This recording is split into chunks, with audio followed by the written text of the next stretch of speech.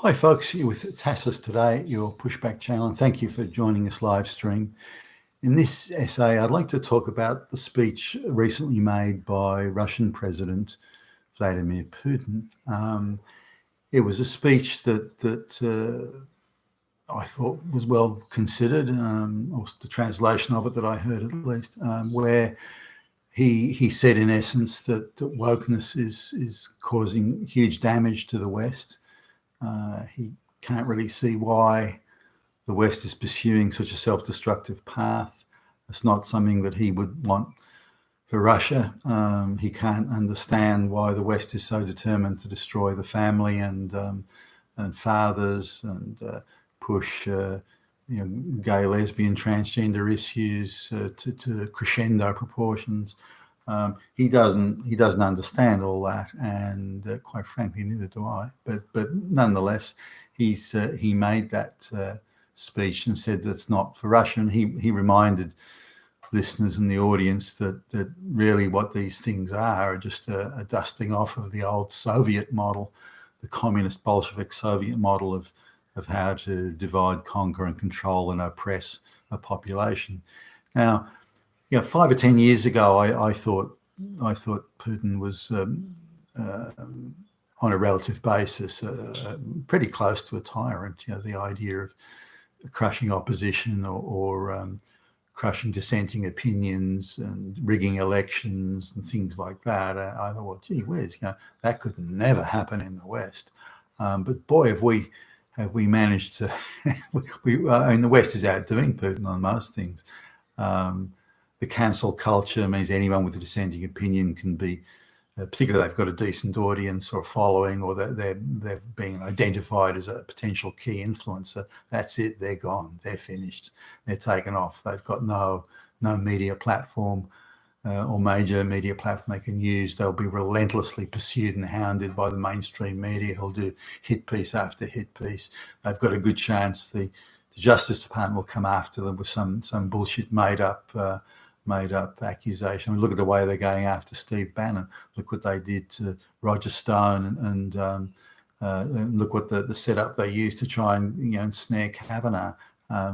So Brett Kavanaugh.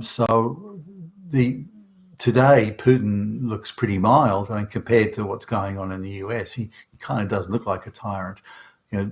Journalists mysteriously turning up dead. That's a problem. But in the West, it would be the journalist suddenly there's a frail little girl with a torn blouse. He tried to rape me, and that's it. The guy's finished. He'll never work again, and so on. So sure, he's not dead, but he might as well be. He's going to be denied an income. He's going to be denied employment.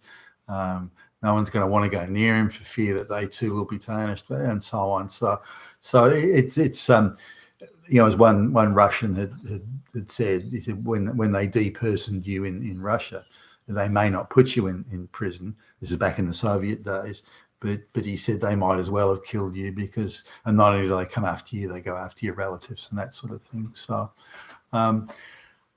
really, Putin's looking sort of fairly mild these days compared to what's going on in the West right now. The COVID lockdowns and all these sorts of things, the incredible tyrannical behaviour that we've seen from Western governments who supposedly represent the people, and they're using in England and Australia, they're using the emergency power so that they declare a pandemic and say, well, it's a pandemic.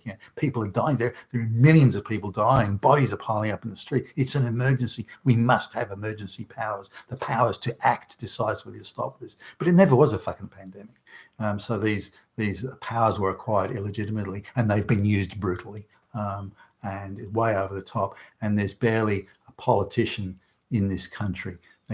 Some of the minor parties, a handful of politicians that have spoken up against it. That's all, just a handful, and they've been demonised in the media, the mainstream media, and one party that or one politician that said that the lockdowns weren't necessary and they were causing more harm than good, and they described the media as far right. With suspected associations with neo-Nazis, and they're just excuse me, just report it, just report on the merit of the utterance. But instead, no, the first few paragraphs are all about attacking the person and trying to destroy their cred and deperson them through lies and propaganda. They got no evidence. I mean, neo-Nazis, give me a break. Now, the same was done.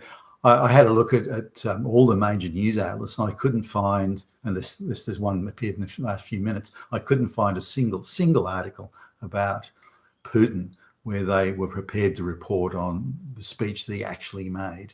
And one mainstream, either they didn't cover it at all, or in one mainstream media outlet, they began by corrupt dictator, Vladimir Putin, who is known to murder his political opponents and has cut off gas to the rest of the world, which has forced American prices of gas to double recently. All Putin's fault. Putin did it all. Putin did this, Putin did that. But, I mean, lunacy, madness. It was just utter crap. Lie after lie after lie. Now, if the guy's that bad, then you don't have to tell lies. You've got plenty of honest raw material to use. But if you have to tell that many lies about him to make him look bad, then he can't be that bad. But they wouldn't touch on the speech other than to say he was mad and that sort of thing, or infer that he was mad. So really, there was, other than the alt media, there was no mentioning of this speech, certainly that I've been able to find so far. So, and yet he was not so much a warning. I mean, he even said, it's not his business to interfere in Western affairs, but he was saying that if you continue with this is the disastrous course that the Soviet communists went on, and look what happened to them. So why are you guys doing it when history has taught us this is not the way to go? But this is what's happening at the moment, and I think anybody listening to my stream here should, if you have a moment, just look at that speech on YouTube. Some of the alternative news providers are handling it, and listen to it. It's in the Russian, and there's a translation along with it.